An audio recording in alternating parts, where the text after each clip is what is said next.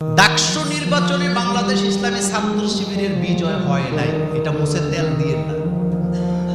ডাকসু নির্বাচনে মূলত বিজয় হয়েছে ইসলামী চেতনা এবং দেশপ্রেমিক নাগরিকদের, ওই যুবকদের, ওই ব্রিলিয়েন্ট স্টুডেন্টদের, ছাত্র ছাত্রীদের যারা ভিন্ন কোন দেশের গোলামি করতে চায় না, নিজের দেশটাকে কলিজা দিয়ে ভালোবাসতে চায়।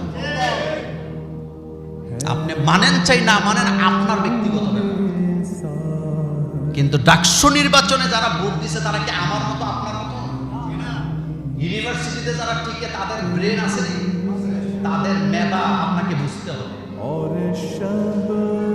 ডাকসু নির্বাচনের যেই প্যানেলটা জয়লাভ করছে প্রত্যেকটা ছেলে মেয়ে রেজাল্ট ভালো, এই কথা কি সন্দেহ আছে?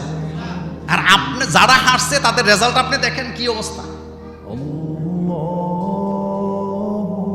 ডাকসু নির্বাচনে মেধাবী ছাত্র ছাত্রীরা যে তাদের সমর্থন দিতে ভুল করেন নাই, ভুল জায়গায় তারা যে সমর্থন দেয় নাই, এটা আমি 2 দিন আগেই বলেছিলাম যে তারা ভুল করবে না।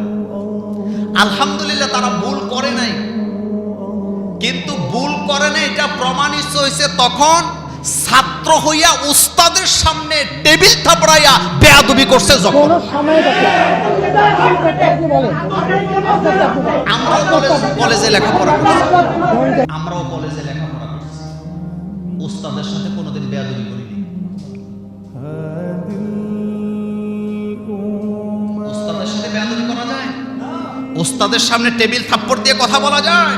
চিন্তা করেন, হেতে যদি ভবিষ্যতে নেতা হয় জাতির কপালে কি আছে? দল কানা হইেন না, বিবেককে বিক্রি করে দিয়ে না, বিবেক খাটাবেন। বেয়াদবের জায়গা ইসলামে, এটা কি আমার কথা না রাসূলুল্লাহর কথা? রাসূলুল্লাহ বলেছেন মাল্লাম ইয়ারহাম সগীরানা ওয়ালাম ইউআক্কির কাবীরানা ফালাইসা মিন্না। যে ব্যক্তি ছোটদেরকে স্নেহ করে না, বড়দেরকে সম্মান। চ্যানেলটি সাবস্ক্রাইব করে আমাদের সঙ্গেই থাকুন।